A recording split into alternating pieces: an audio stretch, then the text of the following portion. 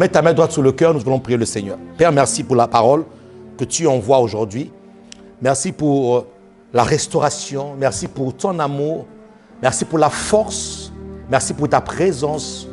Merci pour le couronnement. Oui, le Seigneur me dit qu'il va couronner quelqu'un ce matin. Tu vas recevoir une couronne particulière dans ta vie. Une couronne qui va te distinguer. Une couronne qui va te qualifier et même une couronne qui va t'accélérer.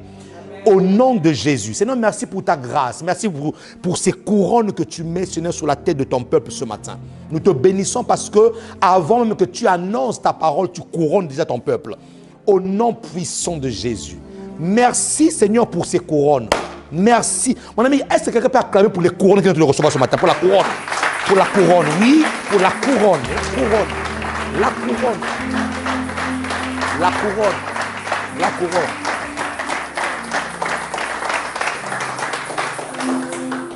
Alléluia.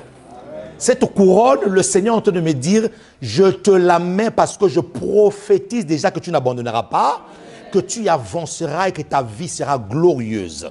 Oui. Seigneur, merci pour cette vision. Merci pour ta grâce.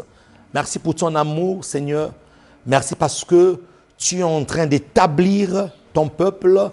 Merci pour ta présence. Merci pour ta parole. Au nom de Jésus, les saints disent Amen, Amen, Amen. Les saints acclament le Seigneur de gloire. Acclament le Seigneur de gloire. Merci. Alléluia. Bienvenue aussi à notre famille internaute. Vous qui nous suivez au travers de nos différents canaux de communication. Que Dieu vous bénisse abondamment. N'hésitez pas à partager. Famille de Salut Nation, partagez ce live massivement sur vos différents murs. Invitez quelqu'un à écouter ce message parce que j'ose croire que le Seigneur va nous faire du bien ce matin. Le Seigneur va nous ramener à un autre niveau. Alors partagez massivement ce message. Les 7 écoles de Joseph. Tiens avec moi les 7 écoles de Joseph. Mais avant de commencer ce message, permettez que je puisse ouvrir une parenthèse qui n'a rien à voir avec le message, mais une parole que Dieu m'a donnée pour toi. Il faut que je te le dise, parce que j'ai eu une discussion avec le Saint-Esprit hier. Hier, c'était samedi, samedi après-midi. Vous devez apprendre à avoir des discussions avec le Saint-Esprit. Amen.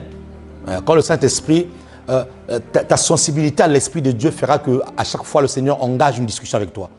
Voilà. Et j'étais sur mon lit, et là, je pense au Saint-Esprit. Et là, il a commencé à me parler. Il me disait, Saint-Frère, dis à mon église, dis à mon peuple que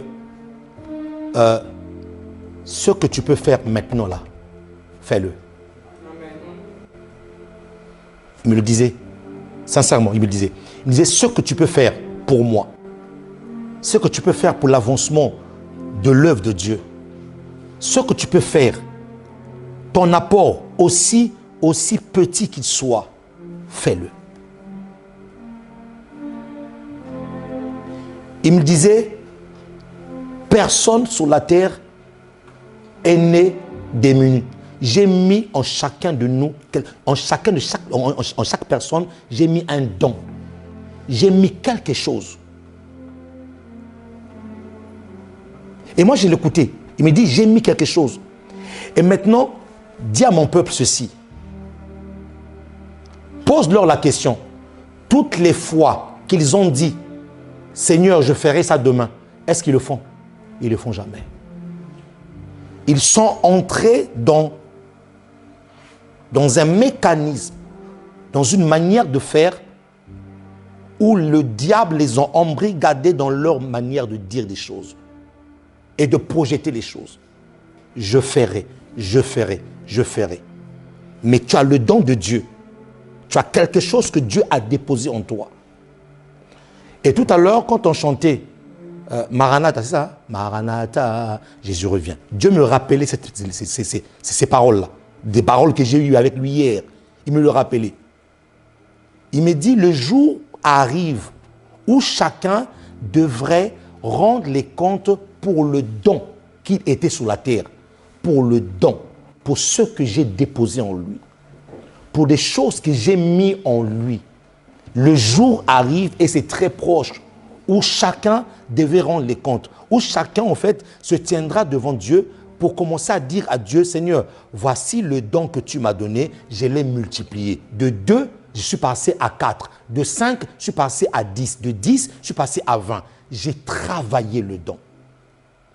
Et Dieu me disait, dis à mon peuple qu'ils changent de langage, qu'ils arrêtent de dire « je ferai ça demain, je ferai ça, je ferai ça, je le ferai, je ferai. » Oui, j'ai programmé de le faire tel jour, je le ferai. Dieu dit, dès que tu le sens dans ton cœur, il faut le faire maintenant.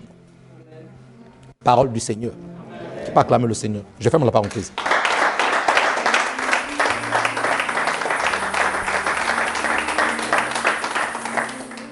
Dis avec moi les 7 écoles de Joseph. La première école que nous avons vue le dimanche dernier, c'est l'école de la famille, l'école familiale. J'avais lu quelque chose, un passage biblique très important, le psaume 127, verset 4. Si tu peux me le mettre, s'il te plaît, pour que tout le monde le voie. Psaume 127, verset 4. Comme les flèches dans la main d'un guerrier, ainsi sont les fils de la jeunesse. L'homme qui en remplit son carquois, ils ne seront pas confus quand ils parleront avec des ennemis à la porte. Et donc, la première école de Joseph, c'est l'école de la famille. J'avais dit une chose, que la famille, elle est très importante. La famille est le cercle par lequel une personne peut réussir. La famille aussi est le cercle par lequel une personne peut échouer. Et ici, dans le livre de Psaume 127, on nous montre un guerrier. Le guerrier ici, là, c'est le chef de famille. Le guerrier ici, c'est le père. Et le carquois ici du guerrier, c'est le cercle familial. C'est le cocon familial. C'est la protection familiale. Et les flèches sont des enfants. Et le guerrier qui a des flèches a aussi quoi? Un arc. L'arc du guerrier symbolise les moyens mis à disposition pour propulser les enfants. Qui me dit amen? Amen. Pour propulser les enfants. Donc la première leçon de l'école de Joseph, c'est le cocon familial. Le cocon familial, c'est le cocon où l'on protège des enfants. Le cocon familial, c'est le cocon où Dieu a choisi pour que tu viennes au monde. Qui me dit amen? Pour que tu viennes au monde. Ça veut dire que le Seigneur a vu dans ton père, le Seigneur a vu dans ta mère le patrimoine, comme je l'ai appelé la dernière fois, le patrimoine génétique qu'il fallait pour que toi tu viennes dans le monde. Et donc, tu ne choisis pas la famille dans laquelle tu nais. Qui me dit amen? Que ta famille soit riche, que ta famille soit pauvre, que ta famille fasse partie d'une classe moyenne. Bénis Dieu pour la famille dans laquelle tu es né. Parce que le Seigneur sait que si tu es né là, certainement, la mission qu'il t'a donnée, les choses qu'il t'a données concordent avec le lieu de ta naissance, dans la famille dans laquelle tu es né. Qui me dit amen ici là? Et donc, tu dois apprendre à bénir Dieu pour ton père. Tu ne dois jamais avoir honte de ton père, ni honte de ta mère. Tu dois les bénir, tu dois les chérir, parce qu'ils ont été la voie par laquelle Dieu est passé pour que tu sois manifeste sur la terre. Et donc, lorsque Dieu permet que nous donnons, que nous puissions avoir des enfants, ces enfants sont sous notre responsabilité.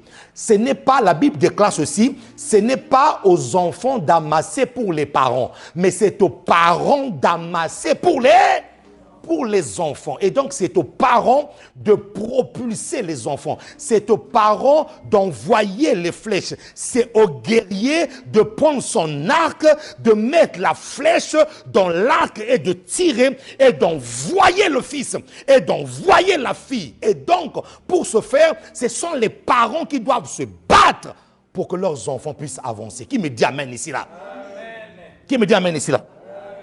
N'ayez pas la mentalité qu'on retrouve dans certaines nations où ce sont les fils qui amassent pour les pères, où ce sont les fils ou les filles qui amassent pour leurs parents. Non, non, non.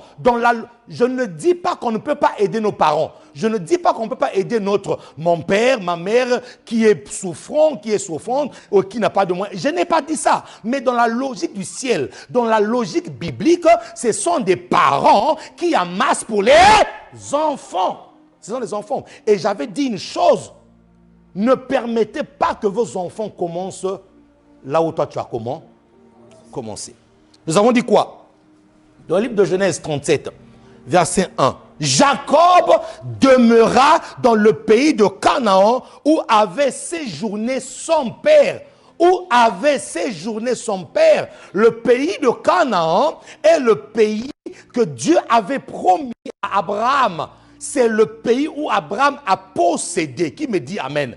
Et donc, la Bible nous dit ici que Jacob a passé ses jours dans ce pays. Et nous avons dit une chose, que Jacob était simplement en train de jouir de l'héritage. L'héritage. Un parent doit travailler pour laisser un héritage spirituel à son enfant, à ses enfants. C'est pour ça qu'on parle du Dieu d'Abraham, du Dieu de Jacob. Avant que le Dieu de Jacob soit son Dieu, il était d'abord le Dieu d'Abraham.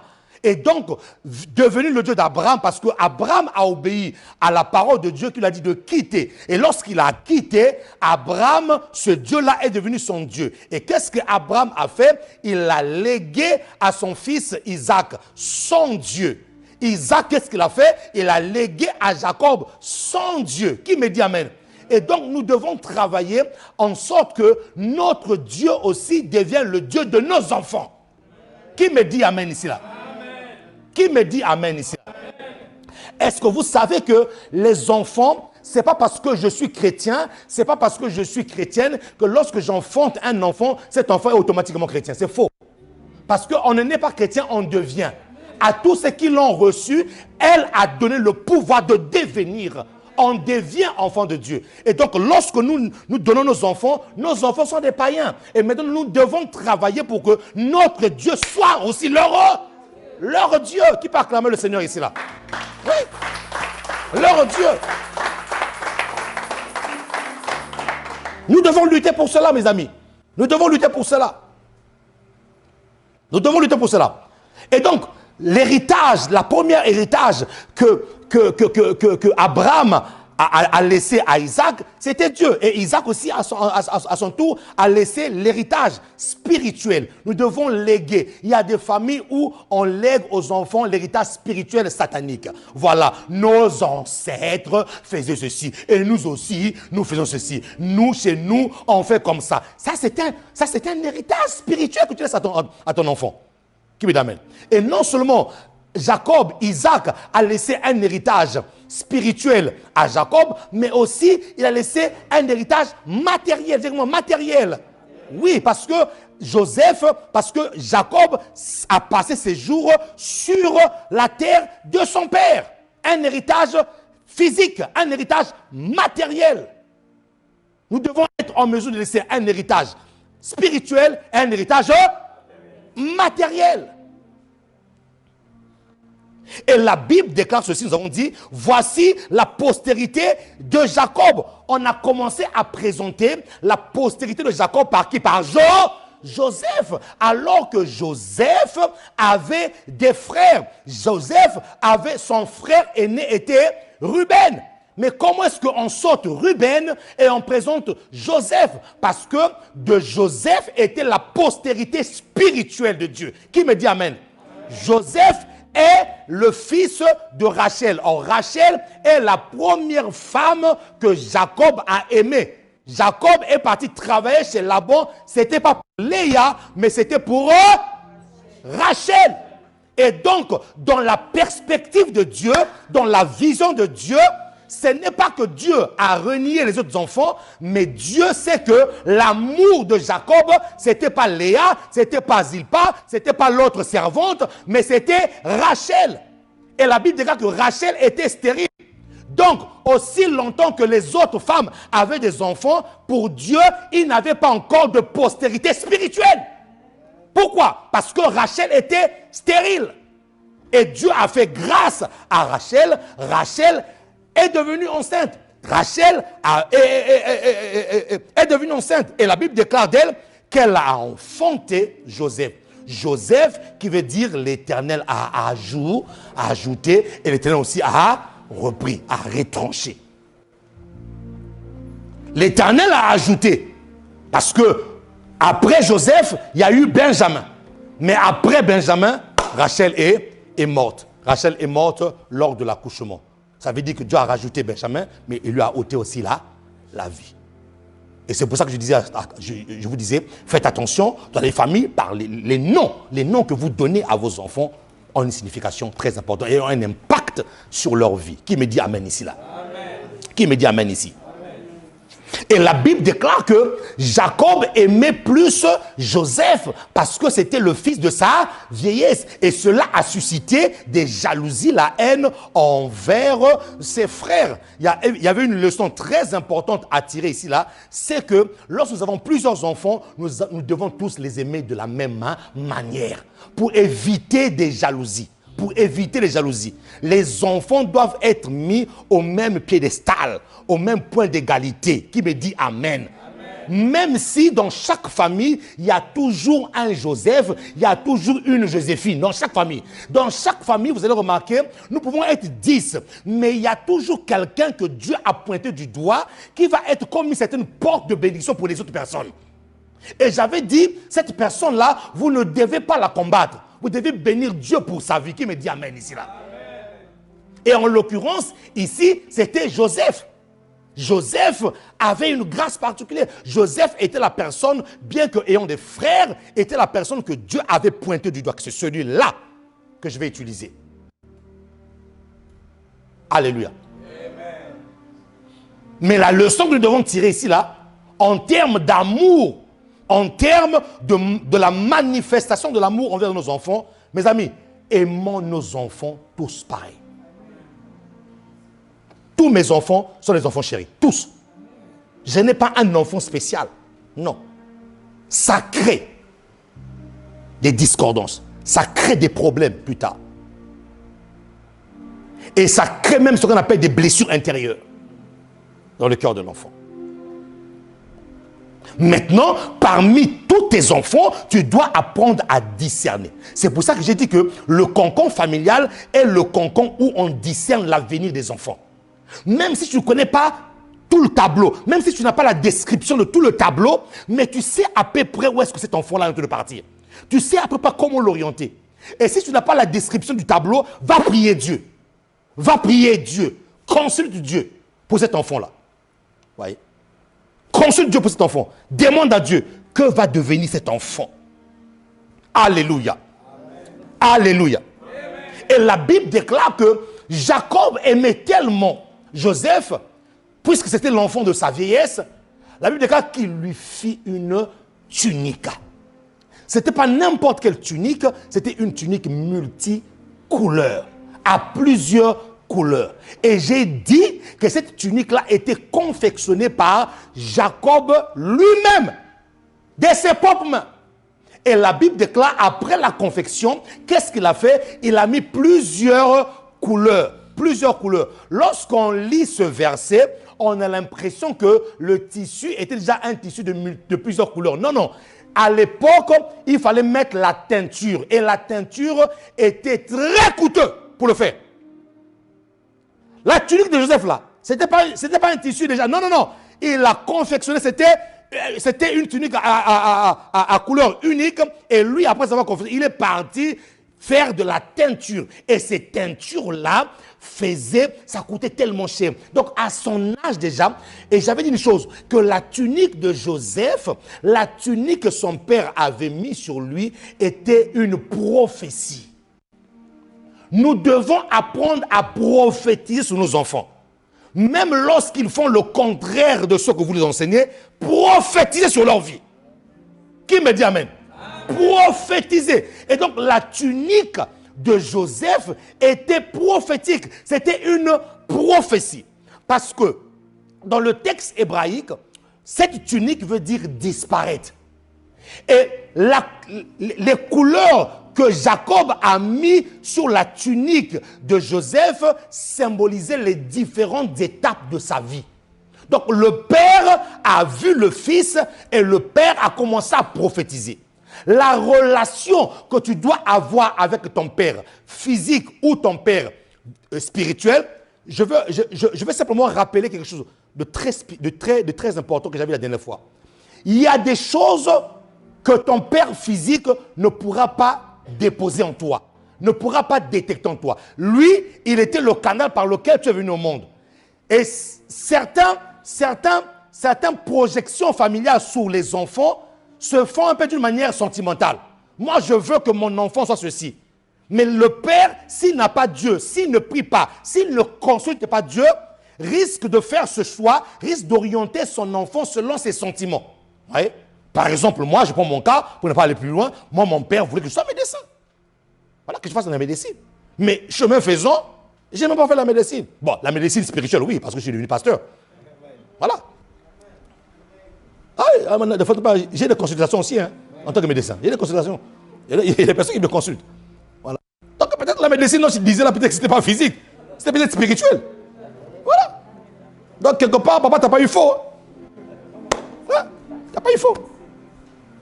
Mais la plupart du temps, ces choses-là sont un peu, voilà, je veux que mon fils, mais sans pourtant demander la volonté de Dieu. Donc le concombre familial, c'est le concombre où on détecte les grâces, où on propulse l'enfant, où on oriente l'enfant.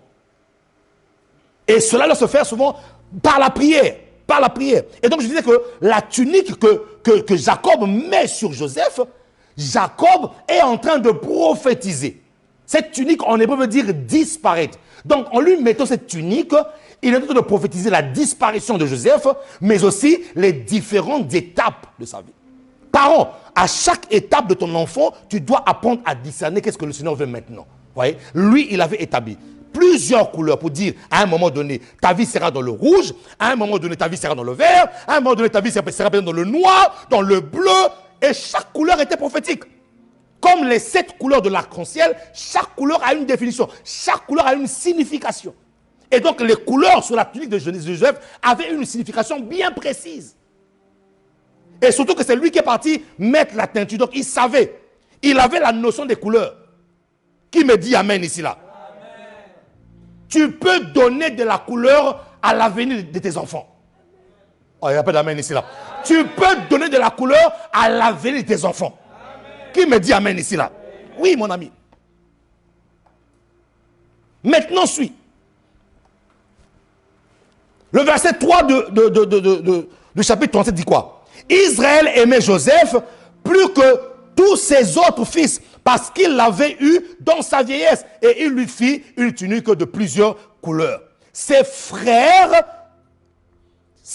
virent que leur père l'aimait plus que tous et ils le prirent en haine.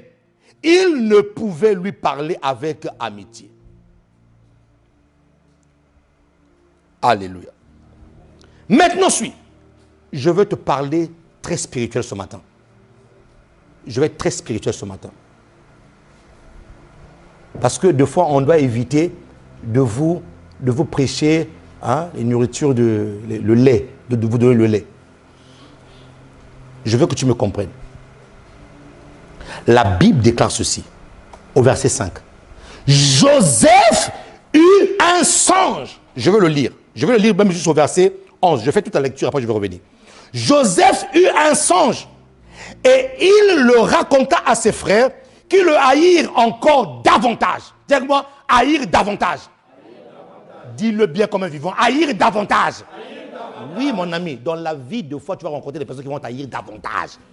Tu as l'impression que c'est comme il y a une malédiction. C'est le chou maudit ou quoi? Non, non, non, non, on doit t'haïr davantage. Oui, oui, oui, oui, oui. Toi, tu croyais que non, c'est bon, on va encore doubler encore la dose. Tu croyais que c'est fini? Non, non, c'est pas fini, on va encore rajouter encore. Les chrétiens ne comprennent pas la vie chrétienne. Les chrétiens ne comprennent pas la vie chrétienne. Ils sont trop superficiels.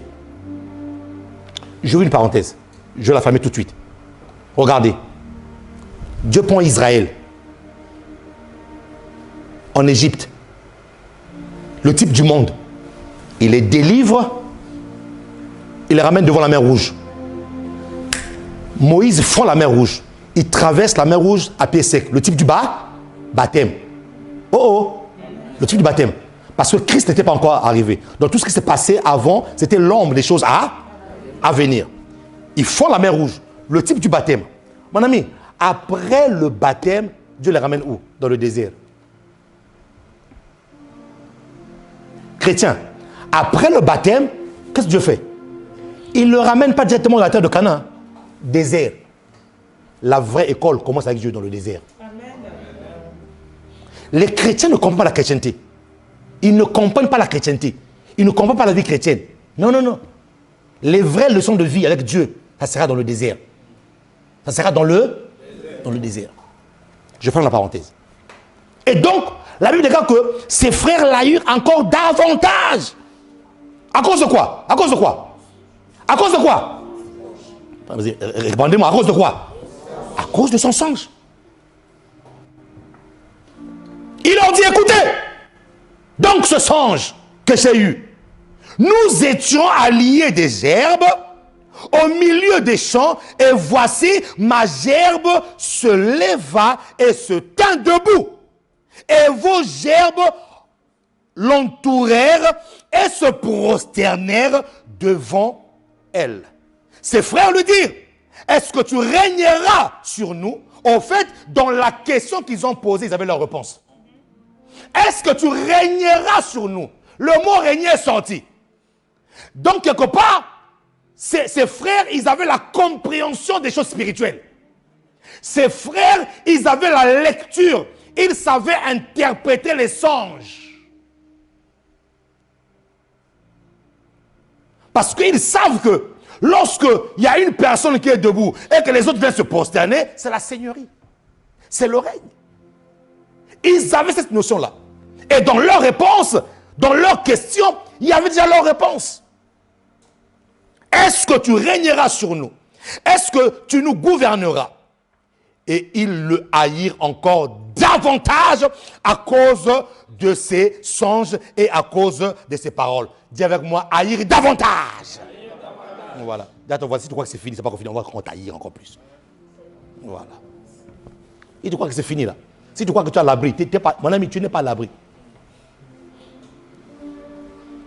Il haïr encore. Donc c'est comme s'il a encore pris le couteau et l'a mis encore dans la plaie. Pourquoi? Parce que la haine n'est pas encore arrivée à son sommet. Il faut que la haine arrive à son sommet.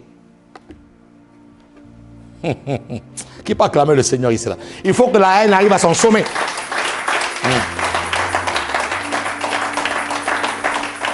Il y en a qui disent, mais Seigneur, je suis fatigué de cette situation. De dire, la haine n'est pas encore arrivée à son sommet. Il faut que ça arrive à son sommet. Mais Seigneur, je ne comprends pas. De dire, tu n'es pas encore au sommet. Le verset 9 dit quoi? Il y eut encore un songe. Il y eut encore un songe. Et il le raconta à ses frères. Il dit, j'ai eu encore un songe. C'est pour ça que ses frères l'ont appelé le rêveur. Le faiseur de rêves. J'ai eu encore un songe. Et voici le soleil et la lune. Et les 11 étoiles se prosternaient devant moi. Et il raconta à son père et à ses frères. Son père le réprimanda et lui dit, que signifie ce songe que tu as eu? Faut-il que nous venions, moi, ta mère et tes frères, nous prosterner en terre devant toi? Ses frères eurent de l'envie contre lui, mais, dites-moi, mais, son père garda le souvenir de toutes ces choses.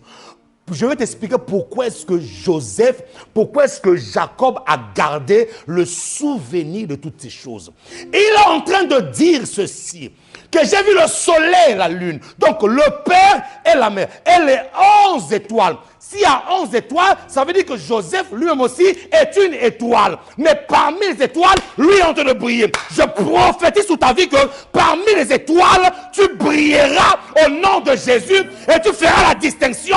Quelqu'un me dit Amen ici là.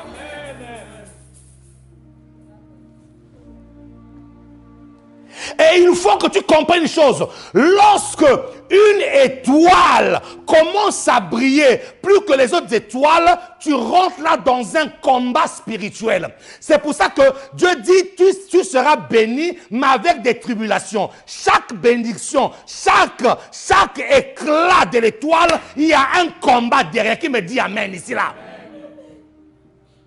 Donc, si tu ne veux pas le combat, dis à Dieu, éteins mon étoile. Mais si tu veux briller, tu dois accepter le combat qui est derrière. Est-ce que je parle à quelqu'un ici là?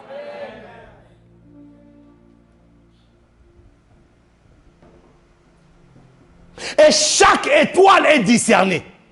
Chaque étoile est prise au sérieux. La Bible déclare de ceci, de notre Seigneur Jésus. Lorsqu'il est né à Bethléem, les mages ont vu son étoile briller où? En Orient.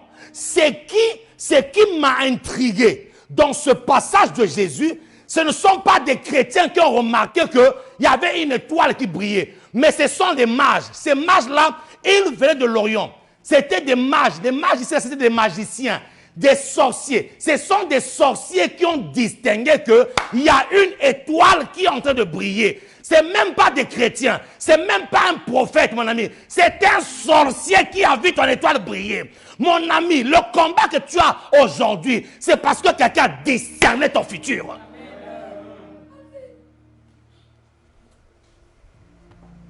C'est parce que ils savent que ton étoile est en train de déranger. Arrête de te plaindre. Arrête de pleurer. Mon ami, c'est normal. La naissance d'un leader, la naissance d'un chef est toujours entourée d'un combat spirituel. La naissance d'une personne qui est appelée à conduire les autres, la naissance d'une personne qui est appelée à briller est toujours entourée d'un combat spirituel. Et le combat spirituel est en train de prophétiser que je serai une personne importante. Ah, si je parle aux personnes ici, mon ami.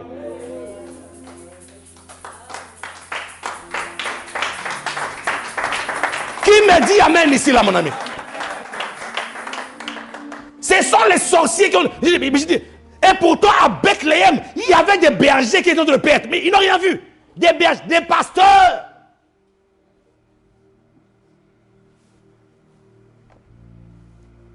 Les mages avaient l'astrologie. Ils étudiaient les astres. Lorsqu'ils ont vu l'étoile de Jésus briller, ils ont dit, à notre connaissance, on n'a jamais vu. Elle vient d'où? Mon ami, ils sont partis ouvrir leur manuel d'études des astres. Ils ont dit, ça là, on n'a jamais vu ça. Mon professeur d'astrologie ne m'a jamais appris qu'une telle étoile, avec cet éclat-là, puisse être impossible. Ils ont fouillé dans les manuels, ils n'ont rien trouvé. Vous savez pourquoi ils n'ont rien trouvé? Parce que tu es le chef-d'œuvre de Dieu. Amen. Tu es un spécimen rare. Écoute-moi bien. Dans ce monde-là, il n'y a que toi comme toi. Amen. Je répète, il n'y a que toi comme toi. Amen. Il n'y en a pas deux comme toi. Oh, je répète encore, il n'y a que toi comme toi. Amen. Voilà, mon ami. Il faut que tu comprennes ça. Donc, arrête de comparer ta vie avec les autres. Toi, tu es toi. Tu es un spécimen rare. Tu es une étoile particulière. Qui me dit Amen? Vous avez déjà vu, normalement, logiquement, lorsque un enfant naît, on lui ramène le lait des pampers. Jésus n'a pas eu des pampers. Hein? Jésus a eu quoi? Or, encens, myrrhe, le symbole de la royauté, le symbole de l'adoration. Comment est-ce qu'un bébé peut avoir de l'or? Comment est-ce que, mon ami, comment tu peux déposer à un bébé de l'or? Marie croyait avoir des pampers. Il n'y a pas de pampers ce jour-là. Non. Or. À cause de quoi? Son étoile parlait déjà. Certains parmi vous, peut-être qu'on devait vous avorter pendant l'accouchement. Mais Dieu n'a pas voulu ça. Pourquoi? Tu étais une étoile. Est-ce que je peux pas clair ici là? On t'a jeté dans une poubelle. Mais Dieu a dit quelqu'un passera là, va te récupérer. Et même d'ailleurs, avant même que tu naisses, même ta conception est un combat. Mon ami, même ta conception, c'était un combat. Parce que, je vais te signaler une chose, c'est que le spermatozoïde qui a fécondé l'ovule de maman, ils n'étaient pas seuls, ils étaient nombreux. Donc ta course et ton combat a commencé déjà depuis le ventre. C'était des milliards de le courir. Mon ami, parmi ces milliards, Maraga, mon ami, comment tu peux croire que Dieu t'aime pas? Comment tu peux croire que Dieu t'aime pas? Comment tu peux croire que Dieu t'a abandonné? Comment tu peux dire que Dieu m'a abandonné? Comment tu peux dire que Dieu t'a abandonné? Parmi les milliards de petits têtards en course, et c'est toi qui es rentré. Mon ami, c'est toi qui es rentré. Toi, tu es rentré et tu arrives au monde, Dieu, tu m'as abandonné, mon ami. Non, arrête de mentir. Dieu ne peut pas t'abandonner, mon ami. Dieu ne peut pas t'abandonner. Dieu ne peut pas t'abandonner. Dis avec moi, Dieu ne peut pas m'abandonner. Non, mon ami. Le combat que tu vis là, c'est à cause de ton étoile. Le diable ne combat que ceux qui les dérangent. Quand ça ne les dérange pas, mon ami, il croise ses bras. Parce que tu lui fais même pas peur, comme on dit les enfants, même pas peur. Les enfants disent même pas peur, même pas peur. Mais quand tu vois le diable commence à tomber, ça veut dire que là, il y a peur. Oui. Il y a la peur. Il y a la peur, mon ami. Quand le diable sait que là, tu ne seras pas un point bloquant pour lui, il ne va jamais t'embêter. Oui. Donc les chrétiens, vous devez avoir une autre lecture des choses qui vous entourent. Qui me dit amen? Amen. Dis avec moi, Jacob eut un songe. La bonne question qu'il faut se poser, à quel moment... Nous sommes dans le concours familial ici. Nous sommes dans la famille là. Nous ne sommes pas encore sortis, nous sommes encore dans la famille. À quel moment Jacob a eu un songe? Parce que Jacob, qu'on appelle Joseph, n'avait pas de songe. C'était un jeune homme de 17 ans. Il n'avait jamais eu de tels songes. Et en plus, à deux reprises.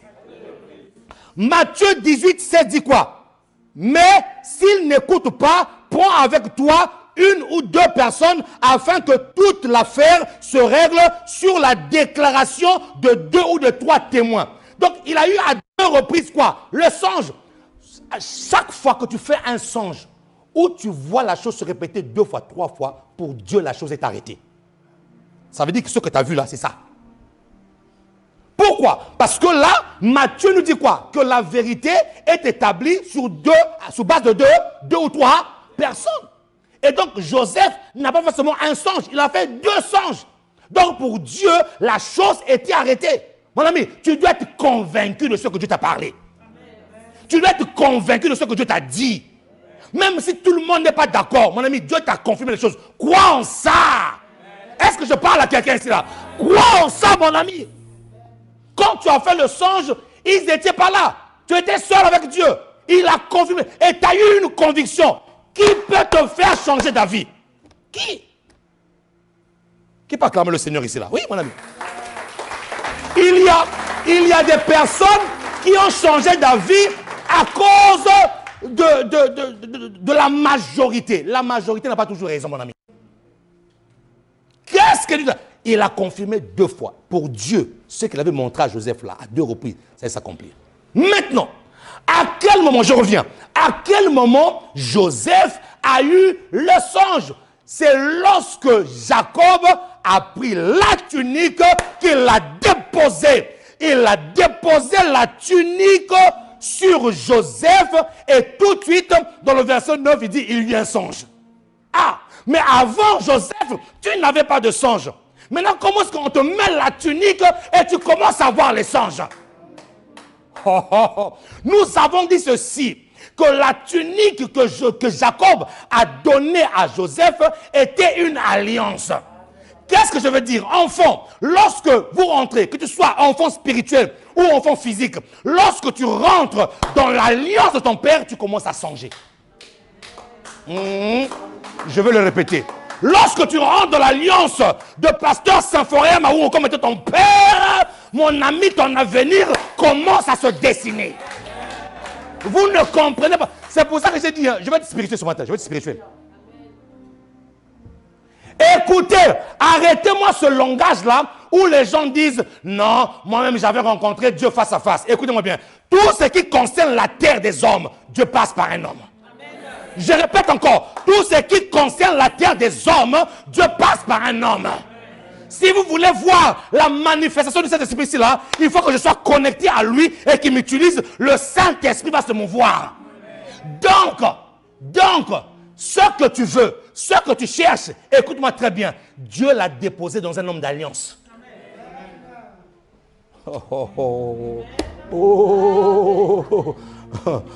J'ai dit, je vais être spirituel ce matin.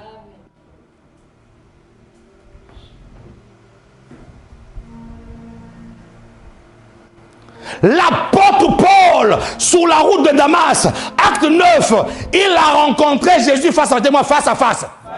Dis-le bien, face à face. Mais qu'est-ce que Dieu dit? Puisque tu m'as rencontré face à face, mais je vais pouvoir respecter un principe. Le principe de la paternité. Le principe d'une personne qui doit t'introduire. Le principe d'une personne à qui tu dois être attaché. Qu'est-ce que Dieu dit? Dieu ferme ses yeux. Frappé d'aveuglement. Il frappe Paul d'aveuglement.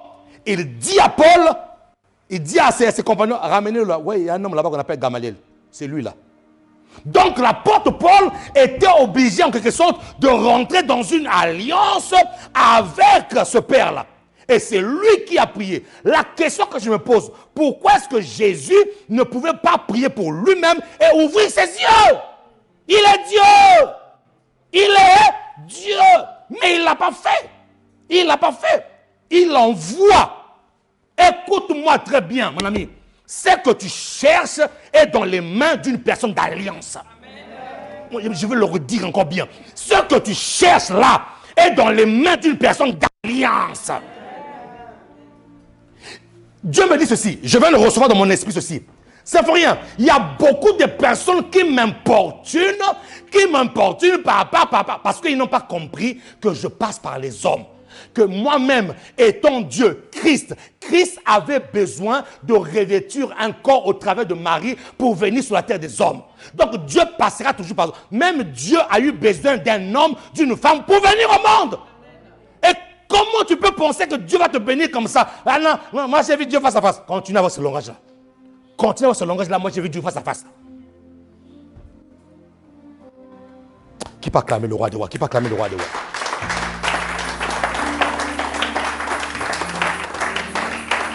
Joseph n'avait pas de songe, mais Joseph est rentré. Dès qu'il est rentré dans l'alliance de son père, oh, l'avenir de Joseph a commencé à se dessiner, mon ami. Là où tu vois flou, connecte-toi au Père spirituel. Là où tu vois flou, rentre dans l'alliance, mon ami, tu verras clair. Je vous dis, tu verras clair. Je vous prêche des choses que j'ai vécues moi-même, mon ami. Je voyais flou. Dès que je suis rentré dans l'alliance d'une personne, mon ami, j'ai vu mon avenir commencer à se dessiner comme ça. Oui, mon ami, pour devenir ce que je suis devenu aujourd'hui, c'est parce que je suis rentré dans l'alliance de quelqu'un. C'est pour ça que jusqu'aujourd'hui, je continue à l'honorer. Oui, mon ami, je continue à honorer cette personne. Je continue à honorer mon père spirituel. Je l'honore, je le respecte. Mon ami, oui. Même s'il peut avoir, je ne sais pas quoi là, mon ami, c'est moi qui le cherche. Je vous dis la vérité, mon père spirituel, ce n'est pas lui qui me cherche, c'est moi qui le cherche. C'est moi qui, frère, c'est moi qui le cherche. Jusqu'à présent, j'ai gardé. Silas, lève-toi. Tiens le bout. Jusqu'à présent, j'ai gardé le fil conducteur. Oui. On se voit peut-être pas tous les jours. On se voit peut-être pas chaque jour. On peut faire même 2 mois, 3 mois, 4 mois, peut-être on ne s'appelle pas 5 mois, on s'appelle pas. Mais j'ai gardé le fil conducteur. Tu sais, ce fil conducteur, c'est quoi? Tu sais que tu t'étais, c'est quoi? On appelle ça la loi de l'honneur. ce fil conducteur là. Donc même si on n'est pas, même si je me retrouve en Chine et qu'on n'est pas physiquement, mais je garde ça. Ça veut dire que même dans ma couche, je ne peux pas le maudire. C'est-à-dire que même dans mon secret, je ne peux pas penser mal de lui. Non, non, non, je garde le fil. Il y a des personnes qui ont coupé le fil conducteur avec leur père spirituel. Ils ont coupé le fil. Ils ne le gardent pas, le fil conducteur. Vous voyez, ce que Jacob a fait à Joseph, il lui a donné le fil conducteur. Il lui a fait tenir le fil conducteur. Oh, ne déchire pas le fil conducteur, frère. Garde le fil conducteur. Il faut que le fil soit solide. Hein, parce qu'il y a beaucoup de fils conducteurs qui ne sont pas solides. Le fil conducteur doit être solide. Vous devez veiller que le fil conducteur soit solide. Merci, frère. Alors, qui peut acclamer le roi des rois?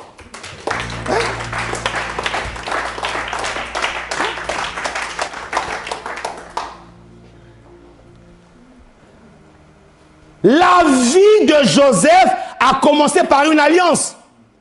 Faites attention de combattre une personne qui a une alliance. Une personne qui a une alliance, on ne le combat jamais. Mon ami, non. Parce qu'au fait, ce n'est pas lui qui va combattre, c'est l'alliance qui va parler. Amen. Soyez des chrétiens d'alliance. Soyez des chrétiens d'alliance. Soyez des chrétiens d'alliance. Sans la tunique, pas de songe. Mais lorsqu'il a mis la tunique, le songe, son avenir a commencé à se dessiner. Là où c'était flou, il a commencé à voir quelque chose. Il a commencé à voir les choses. Maintenant, dis-moi, répète avec moi, Joseph a eu un songe. Dis encore, Joseph. Je te fais répéter parce que je veux tu vas comprendre quelque chose. Répète encore avec moi, Joseph a eu un songe. Prends avec moi Joël. Joël 3, verset 1. Nous allons comprendre une chose ici, de terrible, de puissant. Prends avec moi Joël 3, verset 1. On y est ou pas? J'aimerais qu'on le lise debout. Est-ce qu'on peut se mettre debout, s'il vous plaît? Mettez-nous debout.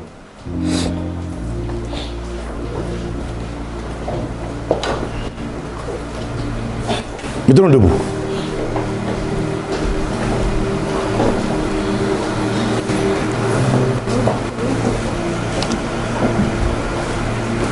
Média, vous mettez le verset ou pas? C'est là? Ok. Bon, moi je vais le lire. Mais même si Média n'a pas mis, vous avez vos Bibles ou pas? Amen. Ramenez vos Bibles à l'église. On est tellement habitué à voir les médias. Ramenez vos Bibles à l'église. Alléluia. Amen. Il y a deux choses que tu dois ramener à l'église. Ta Bible, ton cahier et ton stylo.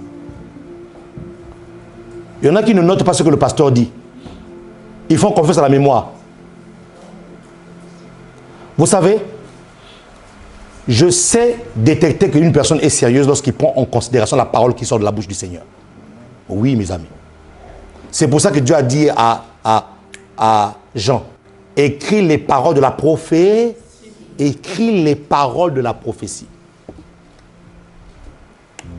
Ramène ta Bible, ramène ton stylo, ramène ton cahier. Ou ramène ton bloc, ton iPad, ou je ne sais pas, écris. Reste pas comme ça, mon ami. Les paroles s'envolent, mais les écrits restent. Ça te permet de rentrer sur la maison, de méditer, de rester. Beaucoup lisent la Bible, mais ne méditent pas. Je dis bien, beaucoup lisent la Bible, mais ne méditent pas. Il y a une différence entre lire et méditer. Ceux qui ont enseigné, je rentre, je m'assois, je rumine, je ressasse. C'est ça qui transforme les vies des personnes. Qui me dit amen ici là? Oui, mon ami. Ramène ta Bible. Là, je commence à faire un exercice tous les dimanches. Dès qu'on se met, cahier, stylo. Oui, mon ami. Non, mais on rigole de ça, mais je suis un pasteur. C'est ça, c'est un père. Le père, le souci du père, c'est de voir la vie des enfants avancer. Oui. Tous ensemble, nos Bibles. Nos Bibles. Baissez les bas. Nos stylos. Nos stylos. Baissez les bas. Nos cahiers. Nos cahiers. Joël 3, verset 1. Mais, non, après cela, je répandrai mon esprit sur toute chair, vos fils et vos filles prophétiseront, vos vieillards. Hein?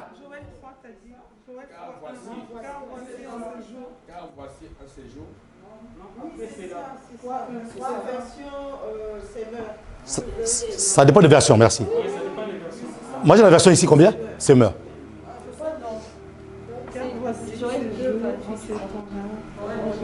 Joël 3, verset 1. 2,28. Donc voilà, merci. Avec lui second, c'est 2,28. Donc ceux qui ont lui second, allez sur 2,28. Maintenant, ceux qui ont semeur. 3,1. Avec lui second, c'est 3,1. Non, avec lui second, c'est 2,28. Bon, écoutez, on va faire simple. Ceux qui ont Joël 3,1, allez dans Joël 3,1. Ceux qui ont Joël 2,28, allez dans Joël 2,28. Voilà. Parce que dans Joël 2,28, ça a été répété au fait. Voilà. Voilà, c'est ça. Alors, suivez.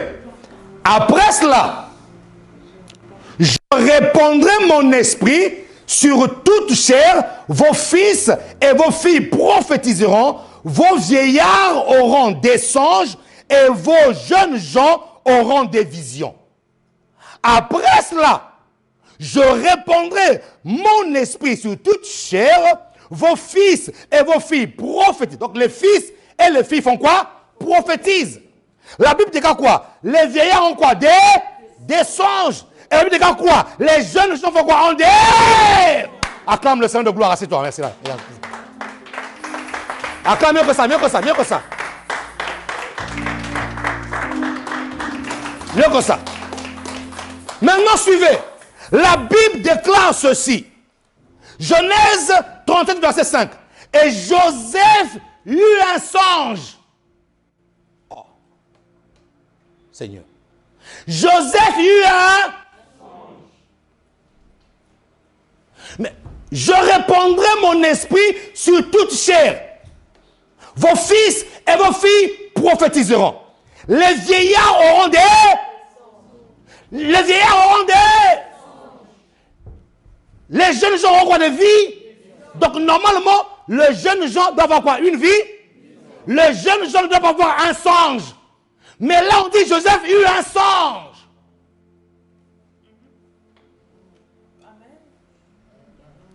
Je t'ai perdu, je reviens.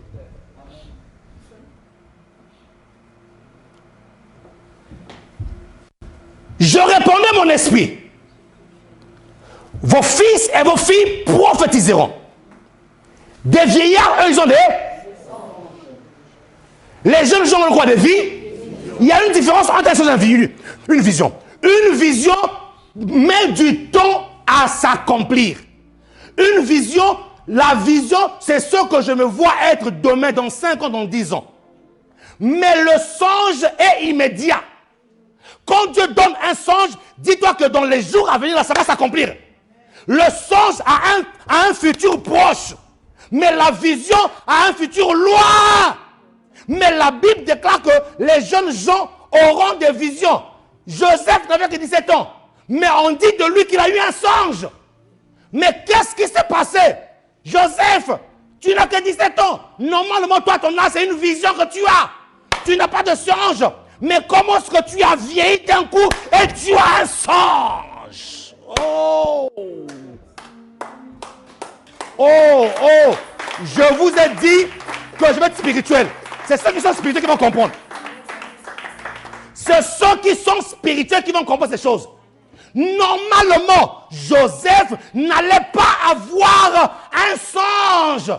Joseph devait avoir une vision parce qu'il avait que 17 ans. La Bible déclare que Dieu a dit c'est les jeunes gens qui ont une vision. Dieu s'est-il trompé? Dis avec moi, non! Dieu a-t-il fait une erreur? Non. Joseph devait avoir le songe parce que la tunique qu'il a reçue, il a reçu la tunique d'un vieillard. Donc, Jacob, en prenant la tunique, en mettant sur Joseph, est en train de lui communiquer son expérience. Toutes les personnes qui vont être accélérées dans leur destinée, c'est les personnes qui ont une alliance avec le Père spirituel. Le Père spirituel ne leur donnera pas une vision, mais le Père leur donnera un songe. Le songe a la capacité de te propulser à une vitesse grand V. La vision prend le temps pour s'accomplir. Mais le songe, c'est maintenant. Lorsque tu es connecté à mon onction, lorsque tu es connecté à ce que Dieu a mis en moi, tu n'auras pas une vision, mon ami, tu auras un songe. Dieu va te vieillir. Wow.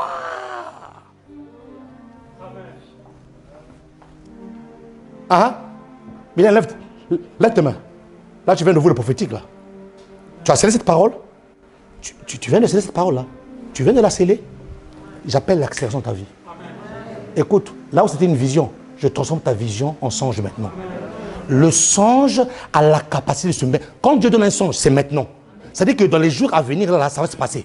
Mais la vision, ça prend le temps. La vision, tu vas de la vision, tu vas faire quoi? Tu vas faire des erreurs, tu vas te laver. Mais quand un vieillard te donne son songe, il n'y a pas d'erreur. Pourquoi? Parce que c'est lui qui te propulse, il te propulse. Donc, toutes les erreurs qu'il a fait pour lui. Mais toi, tu vas être propulsé.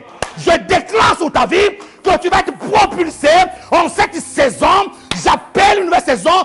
Ta vision maintenant, en cette saison que je parle, selon l'Esprit de Dieu, est transformée en songe. Et dans une semaine durant, tu vas commencer à voir ta vie, des portes s'ouvrir, des choses changer, parce que tu ne seras plus dans la vision, mais tu seras dans le songe. Qui me dit amen ici là?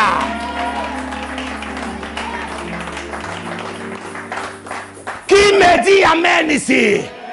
Qui me dit amen ici là? Joseph. Oh marabasakata yeketeri brodosko. Joseph a eu l'expérience d'un vieillard en une journée, en une journée, en une journée. Mon ami, en une journée, les choses qu'il allait faire, non, je dis, le songe, je te le donne. Au fait, Jacob, en mettant en lui, est en train de lui communiquer son expérience. C'est pour ça que Dieu ne lui a pas donné une vision, mais Dieu lui a donné un songe. C'est pour ça que juste après le songe, les choses ont commencé pour lui. Wow, qui peut acclamer le roi des rois ici? Ouais. C'est pour ça que après le songe, les choses ont commencé. Mais qu'est-ce que Joseph, qu'est-ce que Jacob était en train de lui communiquer? Oh, mon ami, acclame.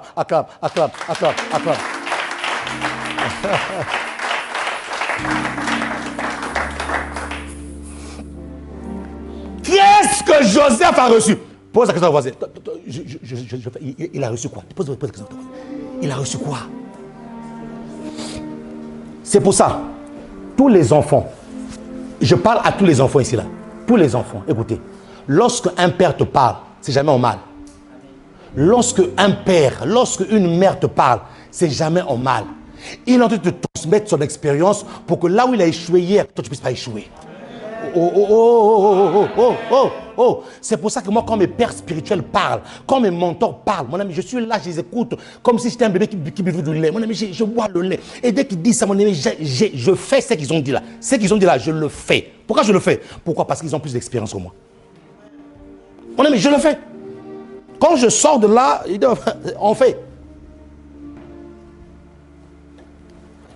J'ai rencontré mon père spirituel, je ne sais pas quand est-ce là, il y a un mois. Il m'appelle, il me dit, viens, vous deux là, demain, je vais vous voir ici là, ramenez votre temps. Il dit à ma femme, demain tout de suite, on ramène. Mon ami, écoutez, la plupart des personnes ne rentrent pas dans le destin parce qu'ils se mettent trop à discuter avec les pères. Voilà, donc ça dit qu'il y a toutes les résistances. Le père dit A, lui c'est dit B. Il dit pas I. Mon ami, tu veux recevoir la tunique ou pas? Tu veux que ta vie rentre dans une accélération ou pas? Il y en a qui sont là, que le père, il discute. Le père dit, lui, il discute. Il dit, ah!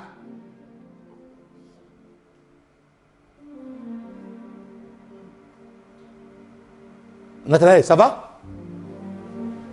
Tu me permets un peu de faire ton témoignage? S'il te plaît, merci. Merci de m'accorder. Je te demande parce que ça m'a rappelé un peu ce que je t'avais dit au fait. Nathanaël, ça c'est moi qui ai donné son nom, ce prénom-là, Nathanaël. C'est un fils de la maison. Suivez. Qu'est-ce qui s'est passé avec lui? Il vient me voir. Pasteur, moi je sens dans mon cœur je le dis dans le contexte pour que vous puissiez comprendre.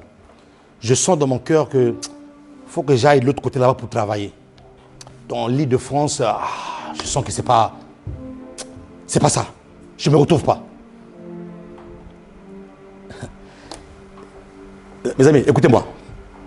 Quand tu viens me voir pour me demander un conseil, si tu sais que tu ne vas pas l'appliquer, viens pas me voir. Viens pas mieux. C'est une perte de temps. Tu me perds de temps. Pourquoi? Parce que la plupart du temps, quand tu viens voir le pasteur, l'homme spirituel, pour leur donner des conseils, ils ont déjà des réponses préfabriquées dans leur tête. Donc, il vient te tester, au fait. Il vient te tester. Mais il ne sait pas que notre homme spirituel. Ouais. Et moi, dans mon cœur, je n'ai pas senti. Il est là, Jonathan. C'est pour ça que j'ai dit, est-ce que tu veux que tu donnes ton témoignage? Moi, dans mon cœur, je n'ai pas senti. J'ai dit, fils, ton voyage là, l'autre côté là-bas, là, je ne le sens pas. Franchement, je ne le sens pas. Est-ce que tu ne peux pas ouvrir un truc ici, là? S'il faut t'aider, on va t'aider. Tu ouvres un truc ici, là. Non, pasteur, là-bas, c'est florissant. Il n'y a pas assez de personnes qui font ça. Moi, je vais aller faire là-bas. Là, en ce moment-là, il s'est comporté comme l'autre qui a vu la verdure. Mais derrière la verdure, c'était Sodome et Gomorrhe. Mais moi, dans mon cœur, je ne le sentais pas. Il dit, fils, tu viens de donner ta vie à Jésus, tu as besoin de t'abreuver.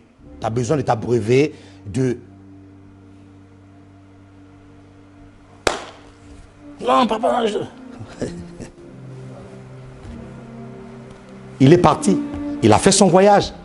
Au début, tout allait bien. N'est-ce pas, Nathalie? Au début, tout allait bien. Mais moi, en tant que père spirituel, même s'il était loin de moi, je sentais de mon cœur que ça n'allait pas. Mon ami, je sentais de mon cœur que ça n'allait pas. Je sentais de mon cœur que ça n'allait pas.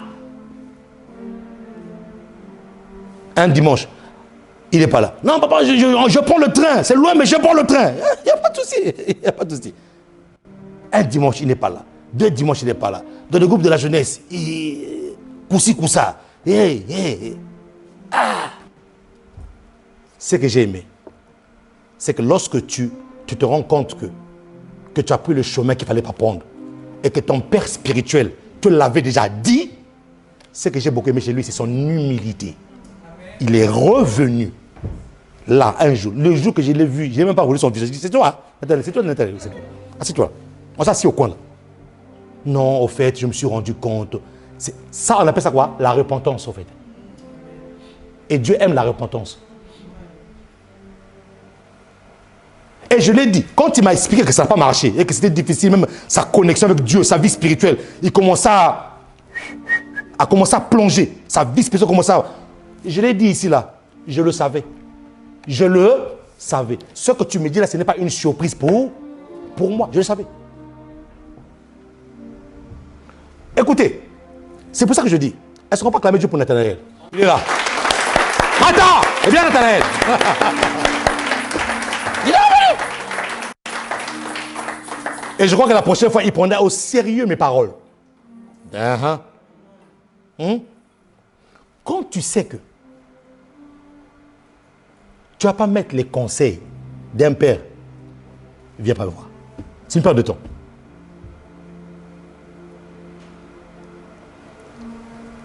Qu'est-ce que je voulais dire en donnant ce témoignage-là? Le temps qu'il a perdu là, peut-être que Dieu voulait faire quelque chose de particulier avec lui. Le temps qu'il a perdu entre le temps qu'il est parti, peut-être que Dieu voulait faire quelque chose de terrible pendant cette période-là. Dieu ne peut pas te connecter à un père pour faire joli. Et, mon ami, nous ne sommes pas là pour faire joli. Non, non, non, non. Non, non, non, non, non, non. Je le répète. C'est pour ça que moi, quand mes pères me parlent, mon ami, je suis là, je bois ça comme du lait. Et j'applique. Parce que je sais qu'ils ont plus d'expérience que moi. Jacob a transmis à Joseph ce que Joseph allait faire peut-être 15 ans, 20 ans de sa vie en train d'apprendre. Joseph a reçu ça en une seule journée, mon ami. Dans le manteau, dans la tunique, il a reçu l'expérience d'un vieillard en une seule journée. Quand tu viens voir un vieillard, quand je parle de vieillard ici, là, ce n'est pas forcément une personne qui a les cheveux blancs, non, une personne qui a de l'expérience. quand tu viens lui parler, dis-toi que la personne est en train de te communiquer 5 ans de plus. 5 ans de quoi? Comment je peux dire ça? 5 ans de... Non, pas de plus. Merci. 5 ans d'accélération. Il te communique 5 ans d'accélération dans ta vie. En fait, la chose que tu allais faire peut-être 15 ans pour avoir ça, en 2 jours, tu l'as. Qui va clamer le Seigneur? C'est mon ami qui va clamer le Seigneur.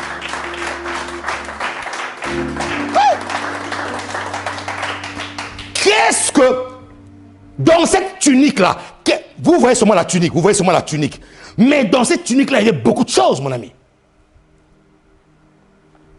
Enfant, vous voulez aller loin dans votre vie, écoutez vos parents. Parents physiques, parents spirituels, écoutez-les. Ce qu'ils vous transmettent là, ce n'est pas pour vous embêter, les amis. Ce n'est pas pour vous embêter, non.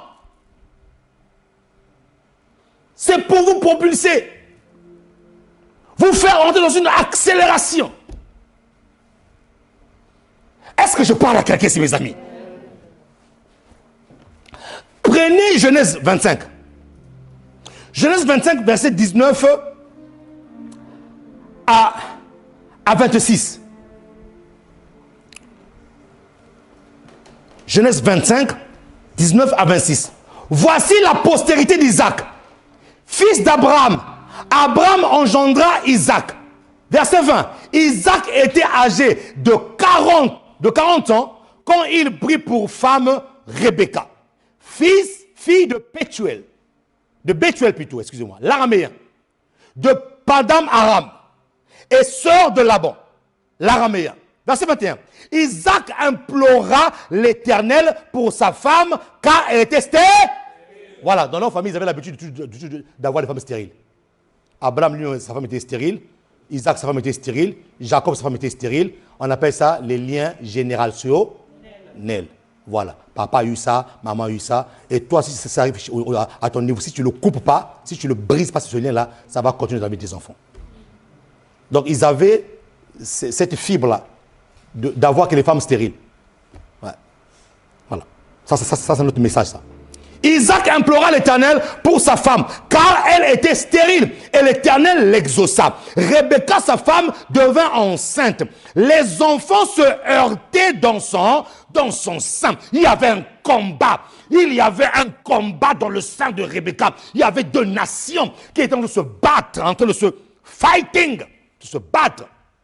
Et elle dit, s'il en est ainsi, pourquoi suis-je enceinte? C'est-à-dire, pourquoi je suis enceinte?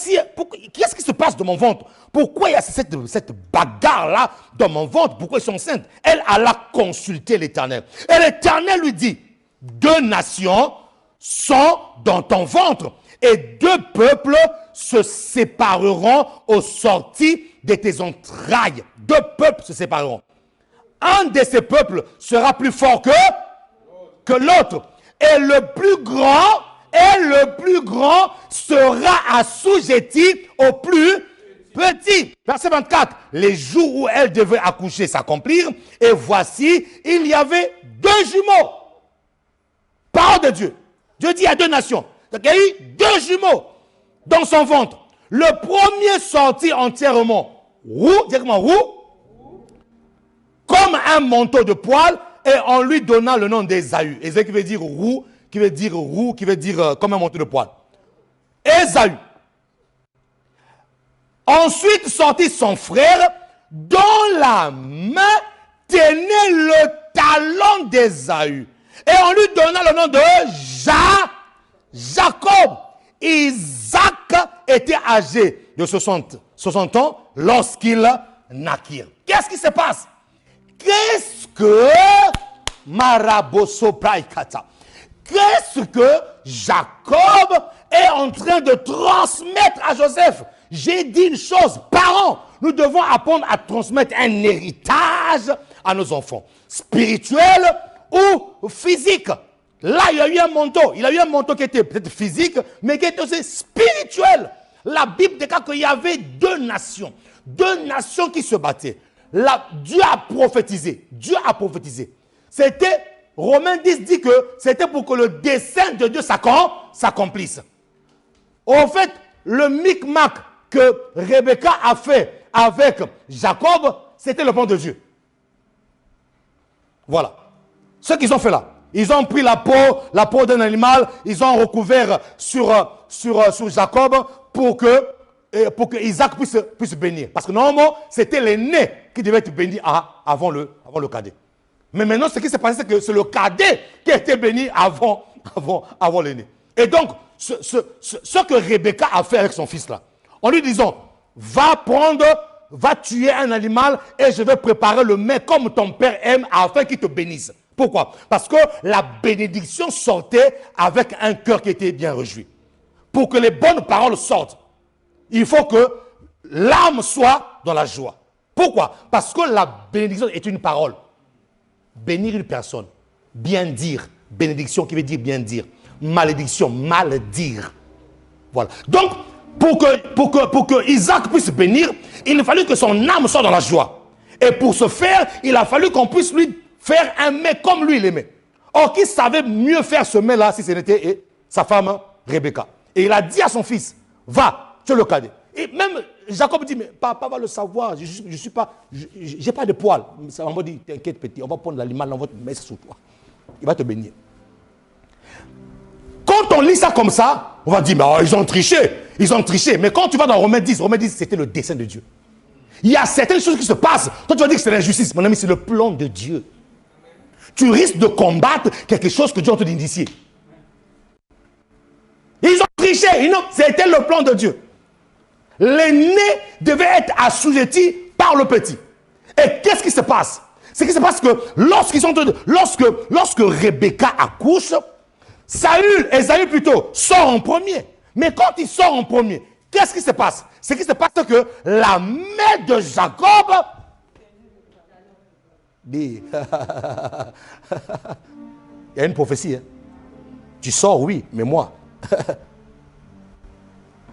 Qu'est-ce qui s'est passé? Pendant que Esaü est en train de sortir, la main touche le talon. Dis avec moi, le talon. Je vais t'entendre plus fort que ça. Le talon. Il y a une prophétie qui a été dite par Jésus, pour Jésus plutôt dans Genèse, que la postérité du serpent te mordra le talon. Mais toi, tu feras quoi? Tu écraseras là? Donc la tête du serpent, on l'écrase avec quoi? Lui, il te mord, il te blesse. Hein? Mais la blessure te fait quoi? Je n'écrase pas la tête du serpent avec mes mains. Non, non, non. C'est avec le... Donc, en d'autres termes, lorsque Esaü est en train de sortir et que Jacob prend ses talons, qu'est-ce que Jacob est en train de prendre? Jacob est en train de prendre le pouvoir. Parce que la Bible déclare quoi? La Bible déclare que tout endroit où foulera la plante de tes pieds, je te le donne en héritage. Dans le spirituel, on ne possède pas avec la main. Dans le spirituel, on possède avec les pieds. Lorsque tes pieds arrivent quelque part, tu dois déclarer, c'est pas avec la main. C'est pour ça que Jacob prend sa main, le pied, oh mon Dieu, le talon d'Esaü est devenu la main de Jacob, mais la main de Jacob est devenue le talon d'Esaü. Donc, suivez, qu'est-ce que Jacob est en train de transférer à Joseph? Il est en train de transférer à Joseph la prééminence, la domination. J'ai l'expérience. Je te dis que j'ai l'expérience, mon petit, parce que lorsqu'on sortait là, j'avais attrapé le talon. J'avais déjà pris possession. Et donc, ce que je te donne, je donne la possession sur les terres. Je donne la domination sur ses frères. C'est pour ça que ses frères ne comprenaient pas pourquoi est-ce que le petit a eu ces songes-là. C'est parce qu'on venait de nous transférer la domination. Parents, qu'est-ce que tu transfères à tes enfants? Qu'est-ce que tu transfères à tes enfants? Joseph, ce n'est pas fini. Je suis parti chez Laban. J'ai travaillé dur. Et malgré que j'ai travaillé dur, Laban m'a roulé. Mais malgré qu'il m'a roulé, je suis sorti de là. J'ai été béni de plusieurs richesses. J'ai été béni. Dieu m'avait tellement béni. Dans ce manteau-là, qu'est-ce que je transfère? Je transfère la richesse. Joseph, ce n'est pas fini. Mon frère m'avait pris en haine. Pourquoi? Parce que, soi-disant, j'avais volé le droit de naissance. Mais oh, c'était le plan de Dieu. Quand je suis arrivé quelque part, Genèse 28, j'ai passé la nuit. Il y a un ange qui est venu. J'ai lutté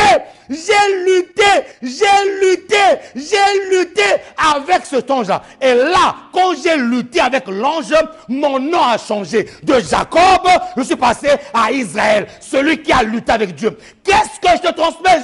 Je transmets un homme fort qui lutte. C'est pour ça que tout ce que Joseph a connu, il est sorti victorieux. Ses frères l'ont haï, mais il est sorti victorieux. On l'a fait des choses. L'alliance parlait encore dans sa vie, mon ami. L'alliance parlait. Toutes les personnes qui te mettent les crocs à jambes, toutes les personnes qui te mettent des pots de banane, mon ami, l'alliance va parler dans ta vie à toi.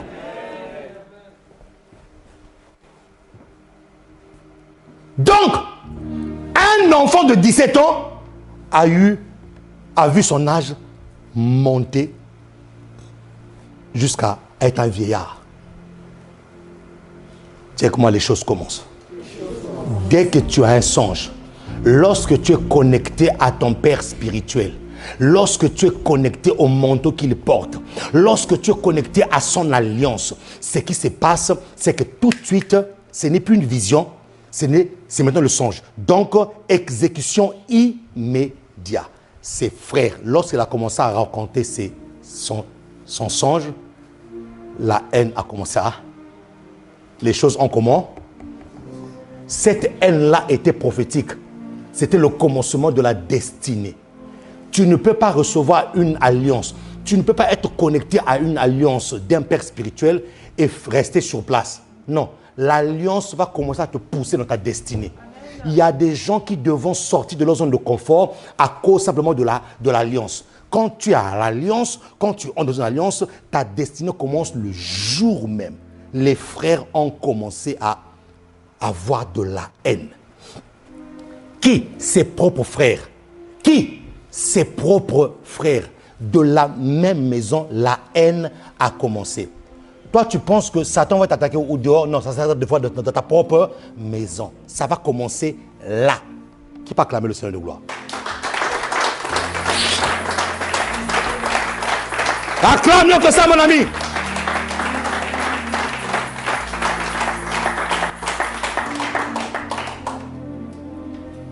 Dès qu'il a fait le songe, les choses ont commencé. C'est la même chose. Je termine par ça. Parce que dimanche prochain, on va aller encore plus en profondeur. C'est la même chose que Samuel a connu avec le prophète Élie. Exactement la même chose. Quand vous prenez 1 Samuel 3, je termine avec ça. 1 Samuel 3.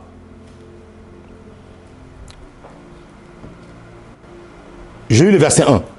Le jeune Samuel était au service de l'Éternel devant Élie. La parole de l'Éternel était rare en ce temps. Les visions n'étaient pas fréquentes.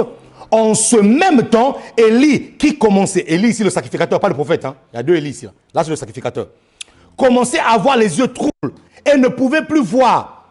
Était couché à sa place. Verset 3. La lampe de l'Éternel n'était pas encore éteinte et Samuel était couché dans le temple de l'Éternel où était l'arche de Dieu. Verset 4. Alors l'Éternel appela qui? Samuel. L'Éternel appela Samuel. Il répondit, me voici. Et il courut vers Élie et dit, me voici, car tu m'as appelé. Élie répondit, je n'ai point appelé. Retourne te coucher. Et il alla se coucher. Deuxième fois, verset 6. L'Éternel appela de nouveau Samuel. Et Samuel se leva. Alla encore vers qui? Vers qui? Vers Élie. Vers Élie. Et dit, me voici, car tu m'as appelé. Élie répondit, je n'ai point appelé. Mon fils, retourne te coucher. Samuel ne connaissait pas encore l'Éternel. Samuel ne connaissait pas encore et la parole de l'Éternel ne lui avait pas encore été révélée. 8. L'Éternel appela de nouveau Samuel pour la troisième fois et Samuel se leva, alla encore vers qui? Et dit, me voici, car tu m'as appelé. Élie comprit que c'était l'Éternel qui appelait l'enfant. Et Élie dit à Samuel, va, couche-toi. Et si l'on t'appelle, tu diras, parle, Éternel, car ton serviteur écoute. Et Samuel alla se coucher à sa place. L'Éternel vint et se présenta et il appela comme les autres fois, Samuel, Samuel. Et Samuel répondit, parle, car ton serviteur est parole du Seigneur. Acclame le Seigneur de gloire.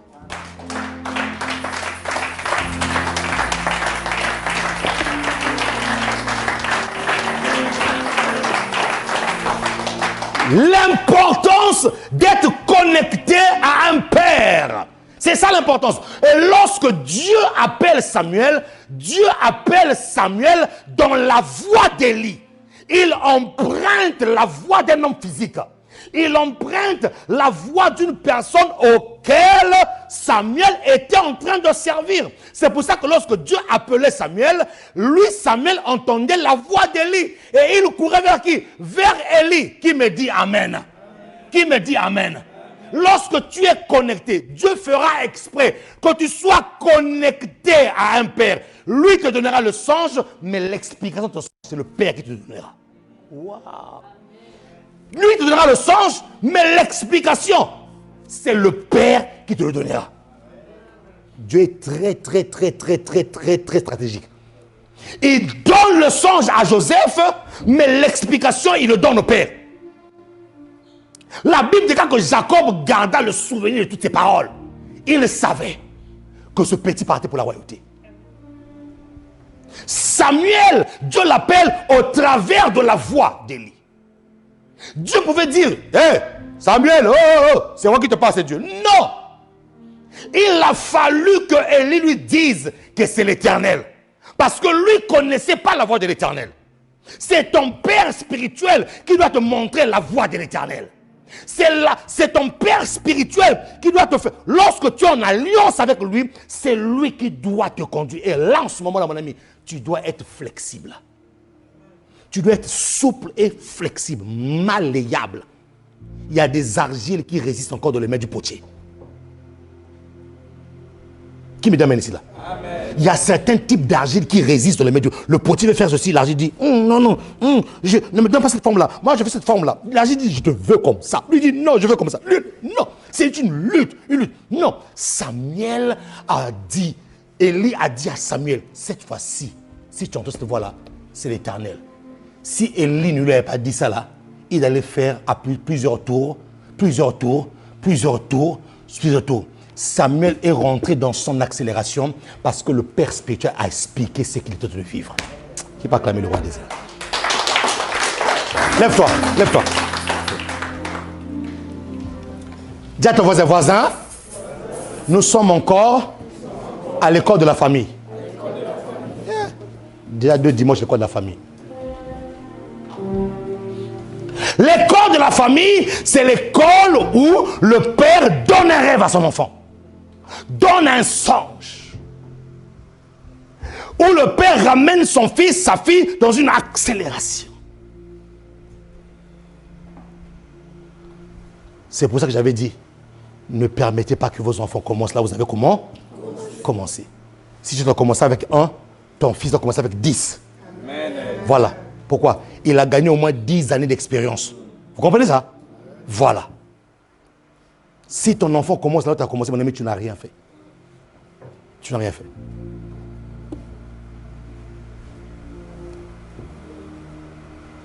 Garde tes mains levées.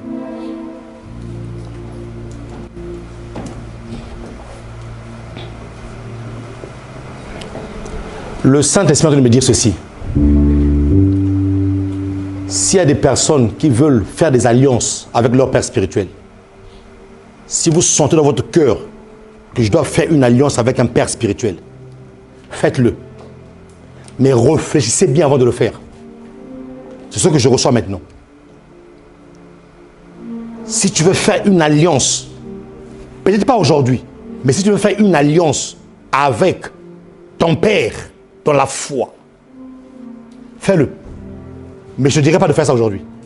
De bien réfléchir. Oui, mon ami. Parce que ça va propulser ta destinée.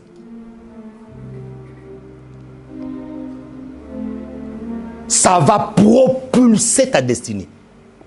Mais je te dis, réfléchis avant de le faire. Là, commence à dire merci à Dieu. Dis merci à Dieu. Dis merci à Dieu. Dis merci à Dieu.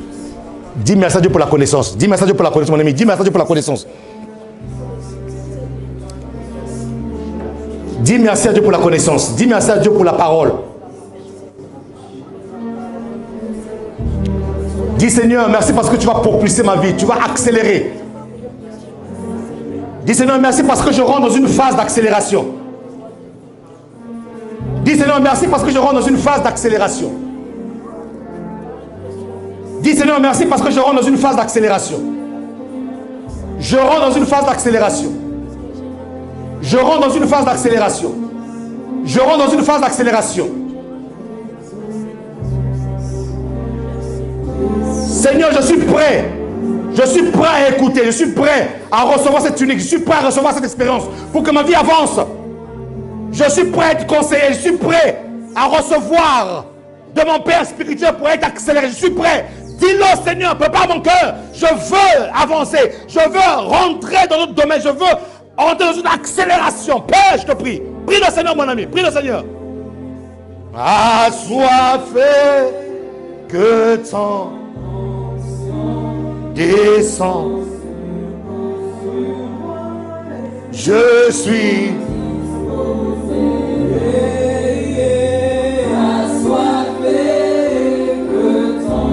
Dieu va accélérer ta vie.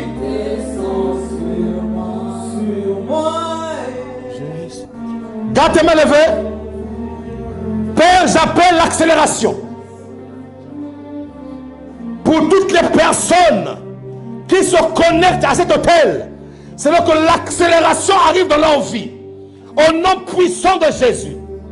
Oh Dieu, là où ils allaient souffrir, là où ils n'allaient rien comprendre, ils comprendront à dater d'aujourd'hui. Là où l'avenir était sombre, j'appelle la lumière dans ton avenir au nom puissant de Jésus. Là où tu te posais des questions, là où il n'y avait pas de compréhension, là, à dater d'aujourd'hui, tu reçois la compréhension. Je le déclare dans ta vie au nom de Jésus. Quelqu'un me dit Amen. Quand tu m'es levé, Seigneur, accomplis cela. Accomplis cela dans nos vies. Accomplis cela dans nos vies. Par le nom de Jésus. Merci pour ta grâce. Merci pour la bénédiction. Merci pour le songe. Oh, mets ta main droite sous tes yeux. Pose ta main droite sous les yeux. Père, que quelqu'un puisse avoir un songe.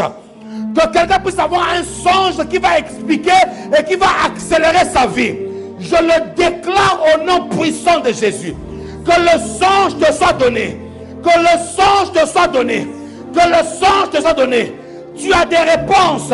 Tu as des situations que tu as besoin de faire. Des choses que tu veux faire à dater d'aujourd'hui. Si tu es connecté à cet hôtel, Dieu te donne un songe. Dieu te donnera un songe qui va propulser ta vie. Qui va accélérer ta vie. Au nom de Jésus. Quelqu'un me dit Amen.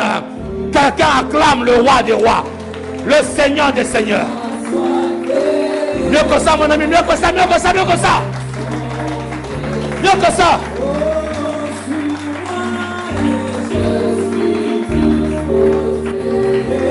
Alléluia.